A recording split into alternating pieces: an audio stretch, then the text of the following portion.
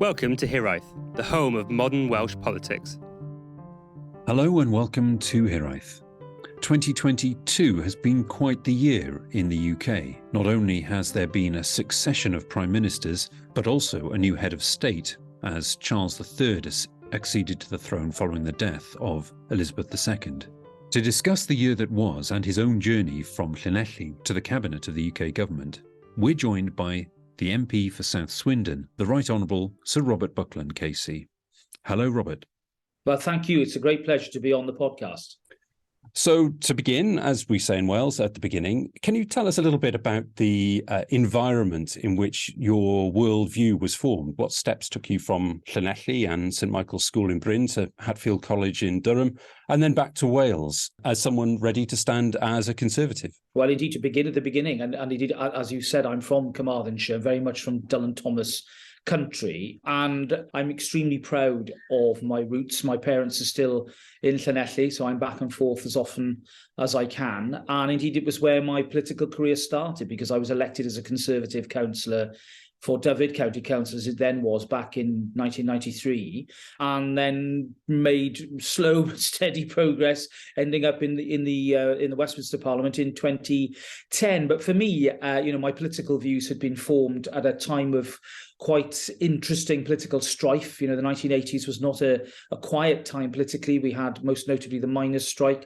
I joined the Conservatives in the middle of the strike because I felt very strongly that a democratically elected government should not be challenged by an unlawful strike. That was actually, I thought, a betrayal of a lot of the mine workers in the industry at the time. And that was just part of, I think, my overall view of life and indeed politics, which is a Conservative one. It is one that believes in individual enterprise, in the family and community, but together, all of us making a contribution to creating that essential welfare state, the safety net that can protect and support those who cannot help themselves. And I think that balance of compassion, but a belief in success and achievement, and the ability of people to realise their potential in a way that is free, is, I think, very much at the heart of the conservatism that I believe in. I suppose you describe me as a one-nation Conservative, most broadly,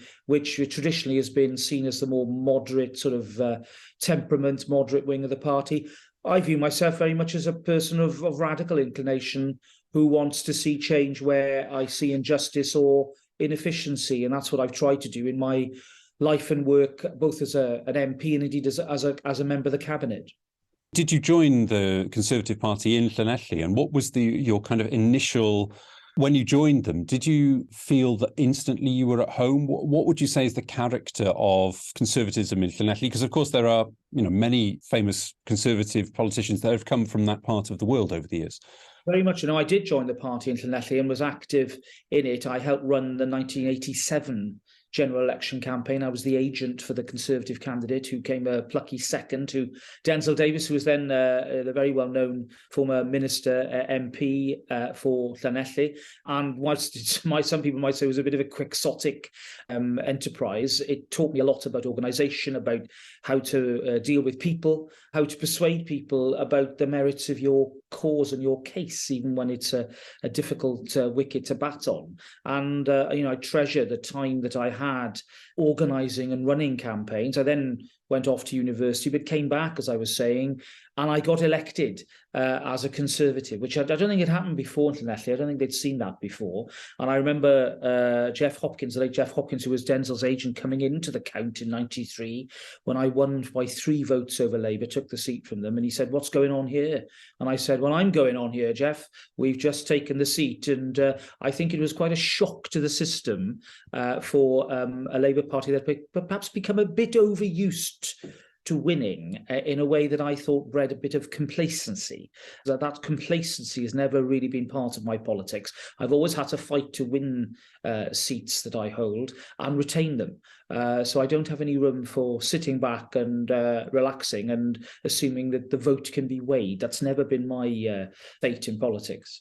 that victory in Elli Ward in Dyfed back in 93 by, as you say, by just 3 votes. I've read a little bit about that on the internet, and many of the comments suggest that that was the first time that ward had been held by a Conservative for decades. In terms of what you brought to that campaign, how was it that you were able to do in that circumstance something that Conservatives before you simply hadn't been able to do, even though, as you say, the margin for victory was very, very tight? Yes, well, it was a combination of knowing, having been born and bred in the ward. I went to one of the polling stations was Old Road School, which was my primary school, and I knew everybody. I knew so many people living in that ward, and I therefore, when I was canvassing, and I did I think a near 100% canvass of the ward. People knew me from childhood, and I think that really helped. That sort of connection I had with people really helped. And I remember, writing letters to residents. I remember really working it hard in the traditional way, and then doing a full telling operation at each of the 3 polling stations in order to make sure that everybody who said they were going to vote did vote. And we were still pulling people out of their houses at about 8 o'clock, 8:30 in order to win. And then, it was a pleasant surprise. I thought I'd run it close, but to win after 3 recounts by 3 was, quite the thing. And it's still one of my proudest achievements nearly 30 years on. Are you suggesting that there was a graft and an intent there? There was an industriousness about your campaign that perhaps ruffled some feathers or kind of shook up the local consensus? Is that a fair reading? I think so. I mean, I didn't sort of run, as a controversialist. I wanted to, be somebody who was public spirited, who wanted to represent people, whatever their vote, and just do my best for the local area and the ward. Llanelli is my home, and I'm proud of it, and I wanted to serve it. And I think that positive campaign, together with a lot of hard work on the ground, meant that Labour didn't really see me coming. And I think they were rather shocked by what happened. I mean, I have to say, 1995, when I was not re-elected to the new Carmarthenshire County Council, was perhaps their revenge. But it was uniformly a very bad year for the Conservative Party nationally, and therefore perhaps it wasn't a surprise that although my vote went up, unfortunately the Labour candidate polled more than me. So that was the end of my few years in local government in Wales. But it was an extremely valuable experience for me. Can I ask if you've ever thanked John Redwood for redrawing the local government map for losing that seat? Well, I remember John coming to canvass with me in Llanelli when he was Secretary of State for Wales. So fair play to him. He was out there when it mattered, knocking doors and engaging. I still remember it vividly, John Redwood walking up and down Queen Victoria Road in Llanelli, and perhaps not a sight you see every day, but part of our wonderful democratic system that brings cabinet ministers directly in touch with their residents. It was quite a sight to see. You mentioned, obviously, you went then to university, you studied law at university in Durham, and as I understand it, that you then came back to Wales then, and you stood for the European Parliament seat in South Wales West. Also, Islwyn, did you stand in Islwyn? And, well, in a bit of research we were talking around, someone also mentioned that you might have stood at some point for local government in the Vale of Glamorgan. Is that right? Well, that's absolutely right. I was a bit of a trooper. Where we needed candidates, I would stand. So I did that in Swansea. I remember on one occasion, then the Vale of Glamorgan later when I was living near Cardiff, because I felt, I was part of a team. I wanted to help. But by that time, I was really focusing, on Westminster. As you said, stood in Islwyn in the by-election caused by Neil Kinnock's move to the Commission. Again, a rather difficult campaign at a difficult time for the Conservative Party. And then I stood in the 97 election, of course, in Pembrokeshire, in Preseli, Pembrokeshire, which was the most beautiful place to lose. I have to say, it was a gorgeous spring. I remember the weather was amazing. It was a wonderful, beautiful spring, as only spring in Pembrokeshire can be like. And despite the results, it was a very pleasant way to go down, fighting. It's interesting. There's this political tradition of standing in seats that are going to be particularly tough for you to win. We had Jeremy Miles on the podcast recently. He was telling us about his unsuccessful campaign in Beaconsfield, which it was a baptism of fire, for somebody to stand in a very difficult seat.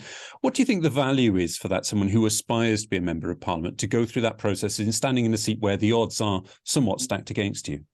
I think it's invaluable. I think it teaches you, if you haven't got it in your system, it should teach you a bit of humility and about the fact that however convinced you might be about your arguments, however passionate you might be about your cause, you've got to persuade people. And if you don't get a majority, well, you've got to accept that and live with it and respect the result and learn about defeat as much as victory. Treat what's the old Kipling line, treat those two imposters just the same.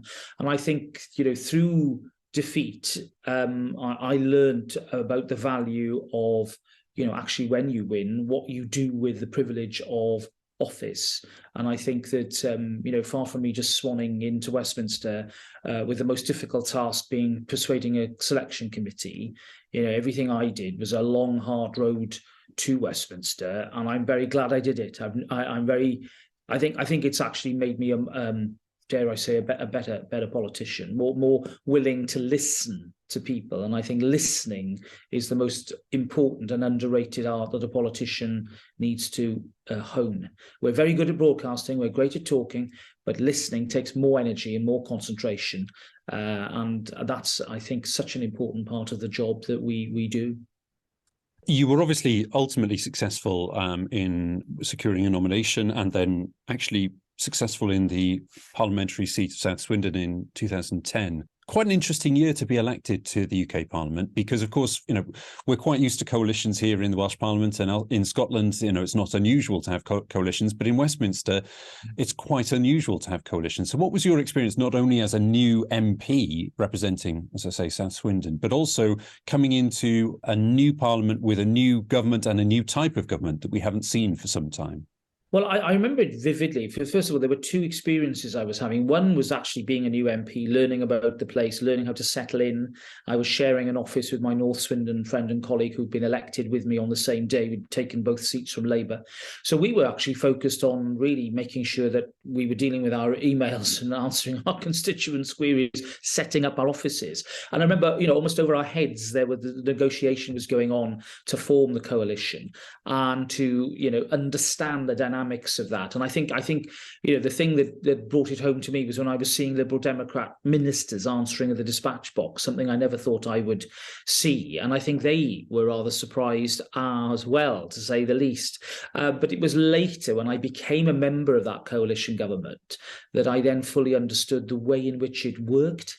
And in that government, committees, very often now, committees of cabinet are what we call right round only committees. They don't actually meet. They correspond, and private offices correspond with each other to agree or disagree on policy. In those days, they used to meet. So the Home Affairs Committee of the Cabinet, chaired by Nick Clegg, used to meet, and we would all gather, and I was Solicitor General then. We'd have Ian Duncan Smith, we'd have Chris Grayling, we'd have Ed Davey, we'd have Vince Cable. It was a fascinating gathering of political figures who you'd think would have nothing in common. And yet we were able to, in that coalition, drive through some very important public sector reforms, very difficult policies to deal with the aftermath of the disastrous economic crisis of 2008.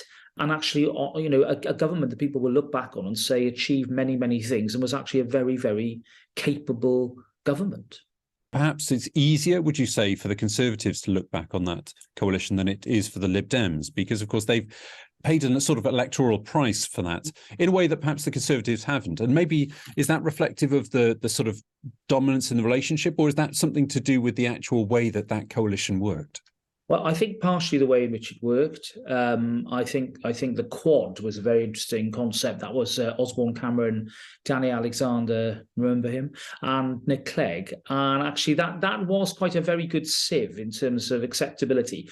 I mean, sometimes I think the Lib Dems really put priority on very odd things. They didn't actually push on tuition fees, whereas the history now recounts that had they done that, there would have been a compromise, which of course was the biggest single hit to their credibility that they ever took, and it was destroyed them in university seats, for example. And yet they pushed on things like Lords reform, which really, frankly, are just second order issues, hardly the most important issues of the day. And I thought some of their choices were frankly odd. I think the problem for the Lib Dems is that because they've spent their years enjoying campaigning, making the campaign promises that you can make when you have no responsibility. When the actual rubber hit the road and they took responsibility, that's when reality bit. Now, for Conservatives, that's been the story of our lives in politics. We're most often in government. We have to make decisions that are based on reality, and that means that we can't go around making wonderful Father Christmas promises to everybody, and that's not what we do as Conservatives. And therefore, in a government that had to make hard choices, we temperamentally were much more prepared and ready to do that because of our history of government than the Lib Dems ever were. And now the Lib Dems, in an attempt to sort of forget that they were ever in coalition, are unlearning all the lessons that they learned. They could have said, look, we are now a mature party of government. We won't carry on making irresponsible promises. But yet, even though they're led by Ed Davey, who was a cabinet minister in that coalition, part of making very tough decisions, they seem to be busy unlearning all of that and trying once again to be Father Christmas politicians. I think that's a historic mistake for them. And it dooms them, I think, to the fringes of politics for a long time to come. Yes, and we're in a period again where Lord's reform is coming back to the agenda again, and I think it always feels like a death knell for some kind of ambition to actually achieve something as soon as you prioritise Lord's reform, and I wonder what will happen with that under Keir Starmer should he ever find himself in number 10.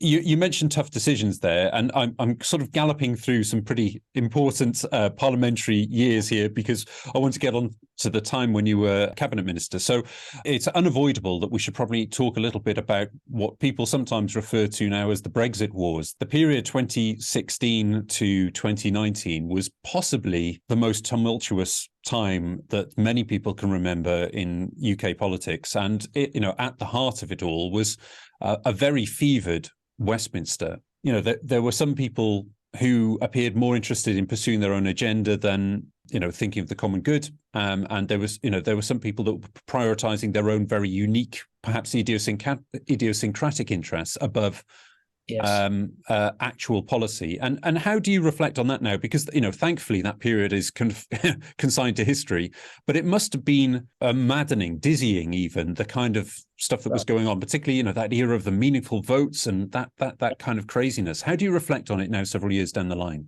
Well, I think we're in a better position to reflect. And I think that the answer is that both extremes pulled away from each other and made a hard Brexit inevitable.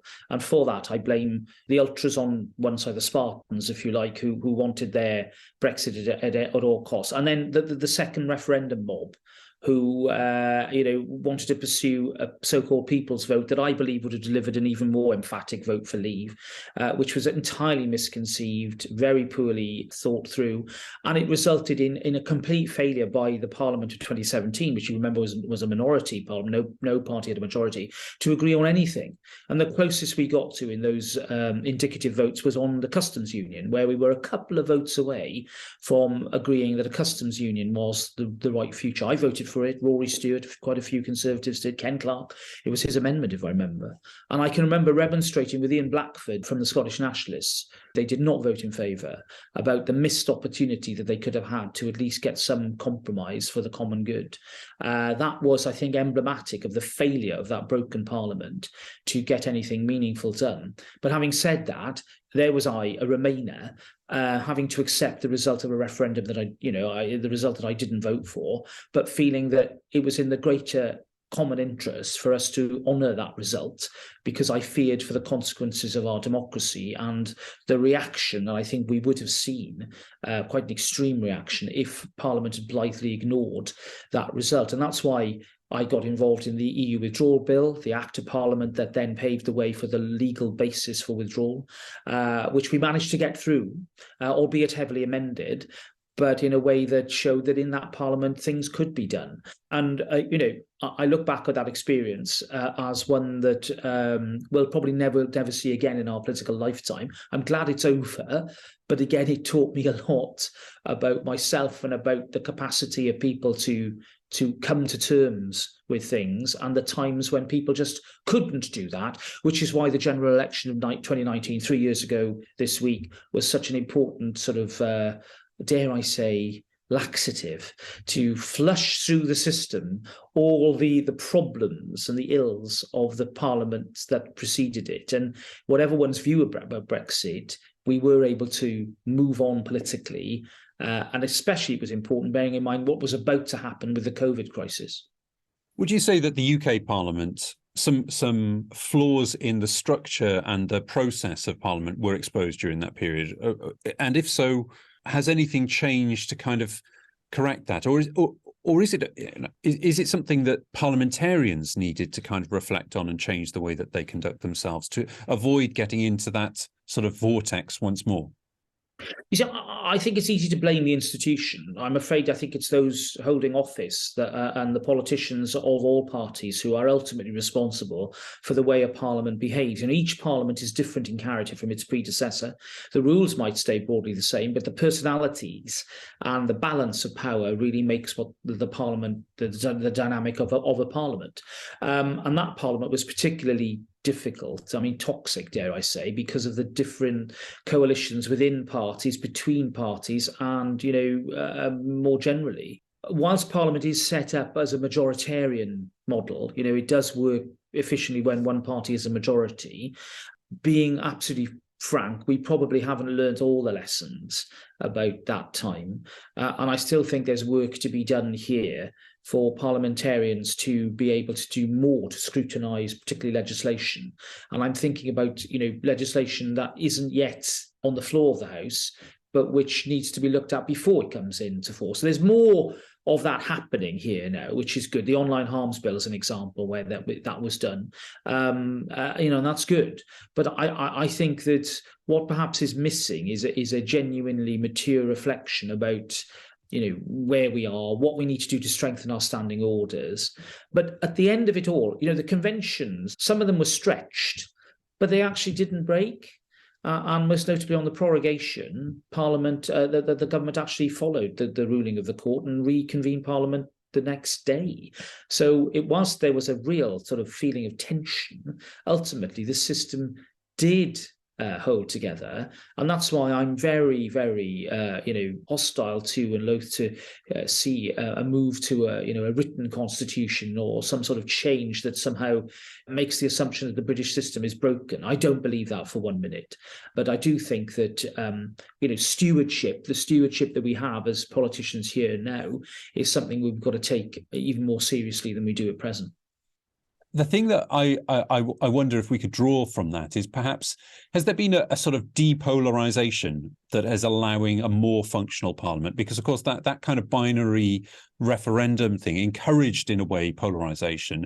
And have we seen a process to almost kind of reverse that, where there is more collaboration across party divides and within party coalition divides? I do feel that the toxicity of the sort of the binary divide of the referendum is now draining out of the system. It's taking time. I think it will continue to heal. We mustn't underestimate the amount of cross-party work that continues to go on here quietly. I mean, I have been involved in a number of cross-party campaigns. I'm chairing a couple of all-party groups, which are very much cross-party in their approach. Party politics doesn't really come into it, and rightly so, in order to achieve a common goal. And therefore, that shouldn't be underestimated here. I think the problem is not so much what is within Parliament, it's the extra-parliamentary influences of social media that really, I think, help to maintain the polarisation of politics. Twitter is a very primary colours sort of place where nuance goes out the window and, subtle argument just doesn't exist. And a lot of my parliamentary colleagues seem to love it. They spend inordinate amounts of their time on it, tweeting away, tweeting things that I know perhaps they don't actually necessarily subscribe to. Are they trying to impress their constituency parties or, their partisan supporters? A lot of that, I think, means the echo chamber of social media is, not helping to bring politics together in a way that I think serves the system and the country and the people much, much more effectively. An optimist might say the way that Twitter is being run and owned at the moment suggests that it could go bankrupt and out of business by the end of the year. So let's see what happens there. I'm just going to move forward a few years. Obviously, You'd served time as Solicitor General for England and Wales from, I think, 2014 onwards. But in 2019, you were appointed Justice Secretary and Lord Chancellor by then Prime Minister Boris Johnson. To be made a member of the cabinet and such a significant role must be huge for anyone at any time, frankly, even if you've already had a traineeship as a minister or a junior minister. What was the experience like, particularly at quite a contentious, again, I'm not trying to paint the picture that every time in every period in Westminster life has been contentious over the last few decades, but again, it was quite a difficult time. Well, it was, and I'd been a Minister of State in the Department for Prisons and Probation for a couple of months, but it was a big move for me. It was a huge promotion to one of the most senior offices of state, a department of 88,000 staff, one of the biggest departments in Whitehall, and the Lord Chancellor of Great Britain, one of the ancient titles of our kingdom, second in the order of precedence, terribly grand, and the history of it, Thomas More, Thomas Becket, Cardinal Wolsey, they'd all been Lord Chancellor, and I was the second guy from Llanelli after Elwyn Jones to be Lord Chancellor. I took my oath in Welsh and English, which my good friend Lord Lloyd Jones, who's our Supreme Court judge from Wales, was particularly pleased with. And when I spoke about the fact that I, spent my life in the law. I'd addressed judges from the barristers' bench many times in that very court, and now I was the Lord Chancellor. And it was a job I absolutely loved. It was something that I sort of felt I was ready to do. I took the judicial relationship side of the job incredibly seriously, and I'm very proud that I think I enjoyed the confidence of the judges in the work that I did. And I was particularly passionate about how we improved our prisons. And I worked very hard to make sure that the prison building programme, new modern prisons, was on track, and we were delivering as fast as we could during COVID. The biggest challenge I had, of course, was the threat of COVID in prisons. And again, I'm very proud that through the work of the staff and all the officials of the department, we managed to minimise the outbreaks in our prisons and save lives. We lost, I think, about 123 prisoners who died with COVID and other conditions. That could have been hundreds of times worse, according to initial projections. And we did it without having to release thousands and thousands of people into the community, which is what happened in other jurisdictions. But more generally, I got on with the work that we said we'd do in the manifesto. I passed legislation to codify sentencing and to strengthen the force of sentencing of serious sexual and violent offenders by making sure they stayed longer in prison. I reformed the law of divorce to create no-fault divorces. I changed the law on the parole board and the need to take fully into account when a prisoner hasn't disclosed the whereabouts of the deceased's body. Particularly important campaign run by Marie McCourt, who people will remember, his daughter had been murdered by a perpetrator who never, to his dying day, said where the body was left. And so I'm very proud, actually, of all the work that I did. I'm frustrated because I hadn't finished it after 2 or so years. And my departure from government was a matter of great frustration to me. But that's politics. And, I don't think there is an easy way to explain what happened or why. As the Prime Minister himself said, when he had to resign, them's the breaks. So that's what happened to me. In that time that I had as Lord Chancellor. It was a great privilege. Yeah, it's an extraordinary amount of stuff, as you say, in the background with COVID, raging as it was for much of that period as well. I mean, any kind of functioning government other than the immediate health emergency must have been incredibly complicated. I'm glad that you mentioned, as a Pontypridzian, I'm glad that you mentioned a fellow Pontypridzian, Lord Lloyd Jones, yes, in that context. And whilst I don't want to dwell on it, I do feel that I probably have to raise the question with you. One of the things that Lord Lloyd Jones has been speaking about recently to the Honourable Society of the Cymrodorion, among others, is the sort of re-emergence of a distinct Welsh set of law as separate to the law of England and Wales, which you are intimately familiar with. I probably have to mention this, and I appreciate you've given this answer a number of times, but how do you approach that question of the growing divergence, perhaps, between the law of England, Wales as applies to England, and the law of England and Wales that as applies to Wales. And what do you think the future of that dynamic is going to be? Well, first of all, there's nothing new about this. There have been subtle differences between the law of England and Wales. The Act of Union left a few anomalies, for example, 1536. So this isn't new. However, what is new is that, of course, we now have a primary law-making Senedd, which can pass laws that diverge, particularly in the field of housing law and other areas. And there is a distinct body of Welsh law that now exists. But I think then to come to the easy conclusion that that would justify a separate jurisdiction, a separate legal system, is, I think, for the birds, frankly. I don't think it's necessary. I think what is important is that we make sure that Welsh law is accessible, that when lawyers in England and Wales are working on particular issues, that they are absolutely aware and it is flagged up and they are working to the correct set of laws, particularly if they're advising Welsh landlords on landlord and tenant legislation. And with technology, it should be very accessible. And therefore, I don't see any dichotomy at all here. I think our tradition is very different from what happened in Scotland, where despite the union of the crowns and the union of the parliaments, the court system and the law was never brought to London. It was always maintained separately. And that's the tradition and the history of Scots law, which we utterly respect. Our tradition and history is different. It's just the way it has gone. I think the idea of creating a separate jurisdiction is costly. It makes assumptions about the capacity of our system that I think, I'm afraid, are wrong. And it also actually fetters the potential of our legal professions, barristers, solicitors and legal executives, to work across borders, to work in England, to do cases in London, to enjoy the benefits of being part of one of the greatest jurisdictions in the world. The Wales and England and Wales jurisdiction is renowned as one of the strongest across the globe. Why wouldn't you want to be part of that?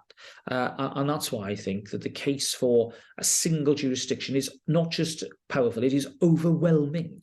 And that's why I was always happy to argue the case as Lord Chancellor and then latterly as Secretary of State for Wales. Of course, the Welsh Government itself is undergoing a sort of codification of law process under the Chancellor General, Mick Anthony, at the moment, but formerly It was Jeremy Miles. What was the coordination like between the office of the Chancellor General in the Senedd and also in the equivalent roles in Westminster? I always enjoyed a good relationship with the Chancellor General, Jeremy in particular, when I was a law officer, and then latterly when I was Lord Chancellor, and Mick as well I'd worked with. And in fact, there were a number of times when I had bilateral meetings with the First Minister as well, because justice was not devolved in Wales. I was directly responsible for the court system and our prisons and probation service. But actually, Wales was top of the list in so many respects. We did probation reform first in Wales, to great success. We introduced alcohol tagging, those tags that can tell whether an offender has been drinking alcohol in not in adherence with their conditions of licence. We did it in Wales. It was a great success. The court system in Wales was incredibly resilient during COVID. We did one of the first Nightingale courts it was in Cardiff. So Wales was very much at the forefront of innovation and change. It wasn't by any means an afterthought in the MOJ that I ran. And, I think that far from, Wales having a disadvantage from being part of a bigger system, it was at a distinct advantage. But I did take the relationship with the Welsh Government that I had very seriously. And indeed, that was something I carried through when I was Secretary of State for Wales as well. I'm keen to jump forward, Secretary of State for Wales, but I must ask you first. You mentioned in our chat earlier one of the areas that you've kind of interested in. I think it is a particularly timely thing to be involved in, is the kind of interface between technology, artificial intelligence, and the law. Is that something that you're pursuing within Parliament? I'm very interested in the issue of artificial or machine intelligence, in first of all understanding what it's doing now and then understanding the ethical dimension that inevitably we need to think about when considering the human element of justice and the danger of, as the Chinese are doing, using algorithms on behalf of the state to decide millions of consumer and civil cases in China. That's a heck of a step to take without rules and without actual deep thought as to the essence of AI. We want AI to be our servant. We don't want it to be our master. And whilst I'm no Luddite on these things, and I believe that artificial intelligence can unleash, new areas of work and deal with documentation that up until now has been prohibitively time-consuming and expensive to look at the same time, we do need to do some thinking now about what it means, not just for the professions, but for society. And that's why I'll be taking up an unpaid part-time senior research fellowship with the Mossavar Rahmani Centre for Government at the Harvard Kennedy School next year. It's something that other colleagues like Ed Balls and other parliamentarians have done in the past, and I'm going to be focusing on AI and justice. I'll write a paper on it at the end of my year, and I look forward to collaborating and working with leaders in the field of ethics and AI, and doing a bit of lecturing and tutoring myself, but largely doing it remotely from here, bearing in mind all my parliamentary duties. So great honour for me to do this, and I'm really looking forward to helping provide some thinking, new thinking, or to bring together the best of thinking in this field, so that, if possible, we might even be able to devise some international rules as to how we apply this emerging and growing technology in the field of justice. Yes, I wonder how many fans of Strictly Come Dancing are wondering quite how far you're going to follow Ed Balls in some of these career paths. Well, I have to confess, I love dancing. Whether I'm any good at it is for others to judge. But at the moment, I think that might be a bridge too far, bearing in mind the other work that I'm doing here in Parliament and in my constituency in Swindon. We'll keep that one filed away for the Strictly Come Dancing researchers of the future. That's great. You mentioned your time as Welsh Secretary earlier, and I think we probably have to cover that. I mean, that again is a role that's, for a Welshman, it's a sort of bucket list kind of thing to do, to represent your country at the top table.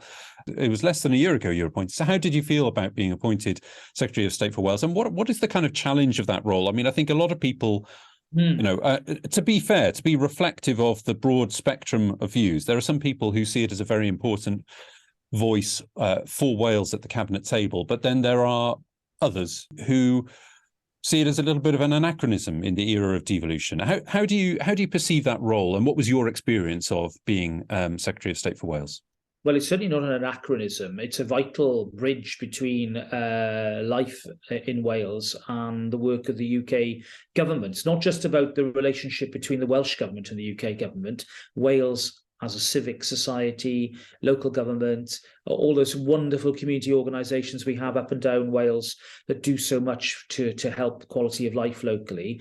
I feel the Secretary of State role is still a very important one. And actually it does, I think, depend very much upon the personality of the incumbent.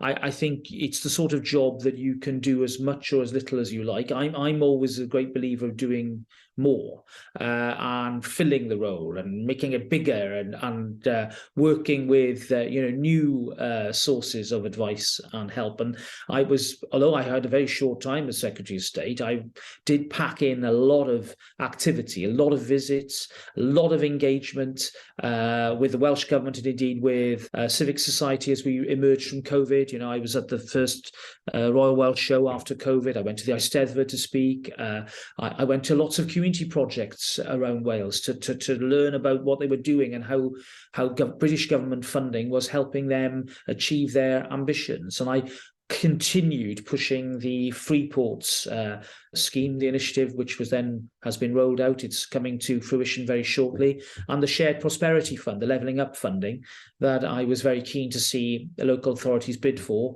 and that we could afford to lose no time on, even though there'd been a turbulent few months in politics. I mean, my appointment was it was a huge honour for me, as you rightly implied, to become the Secretary of State for Wales. The circumstances were, I have to say, odd, in that the day before, and indeed on the morning, I'd been calling for the Prime Minister to resign. And it was after that assurance was given that I felt able to serve in Boris Johnson's cabinet. Very unusual set of circumstances. Had he not done that, I wouldn't have served. But those were the parameters. And me, together with politicians like Greg Clark, came back into the government on that basis. But it was by no means a quiet summer for me. It was a very busy and intense summer, largely spent in Wales. And I will always treasure those months that I had, however short that time in office. And of course, we should say as well, you were then reappointed by, albeit it was a small extra period as that post under Liz Truss when she was briefly Prime Minister earlier this year. In that role, I mean, one of the things that sort of comes up a lot is the question of collaborative working between governments and regions. Can you tell us a little bit about what role you had in the Western Gateway, or you continue to have, if you indeed do? Yes, when I became Secretary of State, I was particularly interested to make sure that the work of the Western Gateway Partnership was promoted and enhanced. We've been very well served by Catherine Bennett, the chair of the Western Gateway, former head of policy for Airbus. And I persuaded Catherine to stay on for an extra year. She'd already served 3 years, because I felt her leadership was energetic and inspired. And it brings together South Wales from Swansea right across to Newport, together with the west of England, from Bristol right over to Swindon. 4.5 billion people living in an economic area with immense activity, but immense potential. And for a lot of people in our area, the reality of life is that they might live in Wales but work in England, or vice versa. And their travel to work area doesn't correspond with boundaries or local government or in national government. And I think we needed an organisation to reflect that reality. And that's why focusing on the Great Western Railway links, the M4, the importance of that corridor, the potential of the Severn Estuary in terms of alternative energy sources, and indeed nuclear as well, to go back to the developments of 60 years ago, I think is a very exciting way of looking at our region. And that's why I was delighted, even though my time as Secretary of State was cut short, I was delighted to be invited to become co-chair of the all-party group on the Western Gateway. We had a meeting in Parliament only last week. We continue to promote initiatives such as green hydrogen and indeed other new technologies, because we firmly believe that for economic prosperity and the high-skilled jobs of the future, from Swansea to Swindon, we need to be investing in these new technologies and new supply chains to be created as a result of that. So I'm delighted to be doing this. I feel absolutely committed to it. It has all the best elements of my links to Wales and my constituency in Swindon. And that's why it particularly resonates for me to bring it all together in a cross-border way that reflects, I think, the very best of our United Kingdom. You mentioned there, obviously, it's been, we mentioned your time in Cabinet being cut short and the kind of extraordinary arrangement that brought you into cabinet role of Welsh Secretary earlier this year. It has been a very difficult time for the government in Westminster over the last 12 months. It's been tumultuous. How would you reflect on that? And what would you say, if anything, that the Conservative Party and the UK government has kind of learned from the last 12 months as we close out 2022?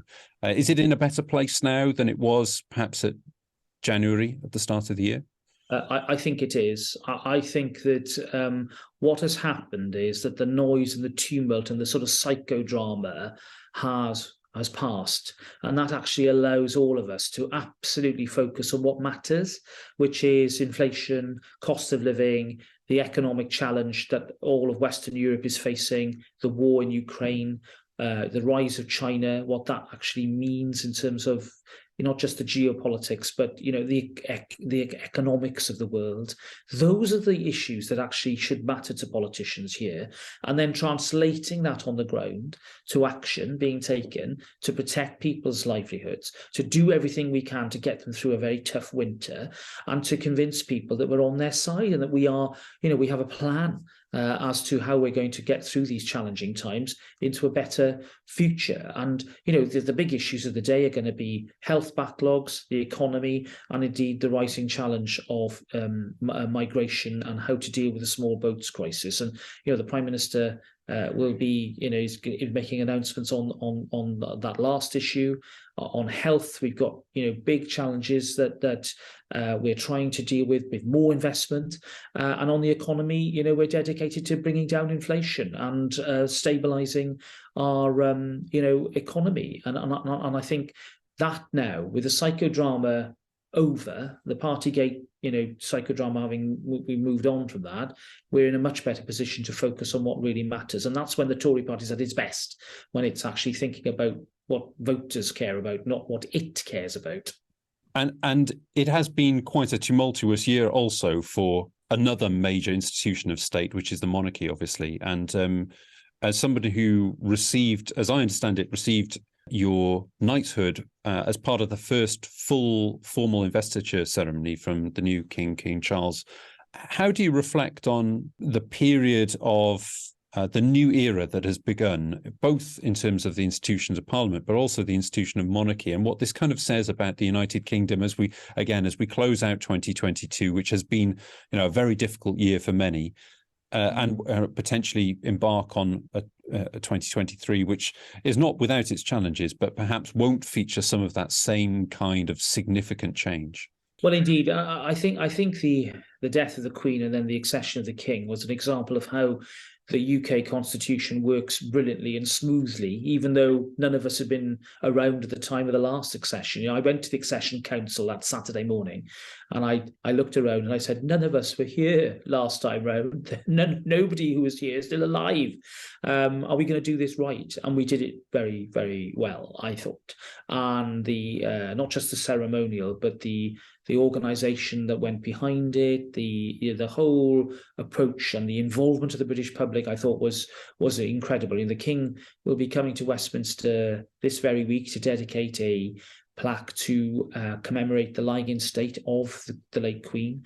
And, whilst we remember with thanks her reign and her service, we're now able to look forward to the coronation ahead and to a new reign. And I think that continuity, that sense of service and duty that underpins the modern monarchy is I think, an extremely welcome and appropriate series of more than sentiments, traditions that I think represent the very best of modern Britain. The public expect those who are heads of state or heads of government to serve in that spirit of selfless duty and sacrifice. And I thought the way the King has begun his reign is a great example of that. And it was particularly poignant of me to receive my knighthood from him. And I think we had both a moment to reflect about the enormity of events and to catch breath as to what has happened in the last few months. It's been quite a time for him and indeed the new Queen. And I think they deserve our support and admiration for the way they've managed to deal with these tumultuous events. And so the next question, and my final substantive question to you is: so what next? You've had a few years in cabinet in different roles and been appointed Welsh Secretary twice this year alone. What's on the cards for you in the future? Well, I've learned to expect the unexpected, and I can't rule out what might happen to my political career. I mean, I've had a pretty interesting career thus far. I've still got plenty of oil, petrol and fuel or whatever, energy in the battery. I suppose it's probably the best way of describing it nowadays, to be green. I've got plenty left to give. I've mentioned, my research into AI. I'll be doing a lot of work on autism in the new year, about autism and the barriers that people with autism face with employment. I want to do more on that. And I'll be no doubt talking about the range of issues that matter to my constituents, whether it's the cost of train fares to and from Swindon, whether it's future economic opportunity for my area, which I'm working on with the local authority and businesses. There's plenty for me to get on with, and I'll be doing just that in the months ahead. Thank you very much for your time, Robert. It's been very much appreciated. And before we let you go, and as a fan of the West Wing, I know you'll get this, we let Buckland be Buckland. Can I ask you what you'll be watching over Christmas? Are you anticipating seeing anything nice on television, or are you not a television person? Are you a reader, or do you follow other pursuits? That is a very good question. I'm sure a bit of telly will come my way if I can grab the television from my son, who'll be back for Christmas. I am hoping to do quite a bit of walking over Christmas and the New Year. I'll be back in Wales for at least some of it, and I would like to do a bit of serious walking. So I've been doing quite a lot of walking this year in the Lake District and other places. So that's what I really would like to do, with perhaps some really good podcasts in my ear.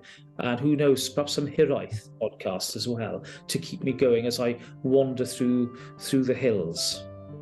That sounds like the perfect way for not just yourself, but anybody out there to spend the Christmas period. Thank you very much for your time. Diolch yn fawr iawn. Thank you for listening to Hiraeth. If you like what you heard, please don't forget to subscribe, rate and review.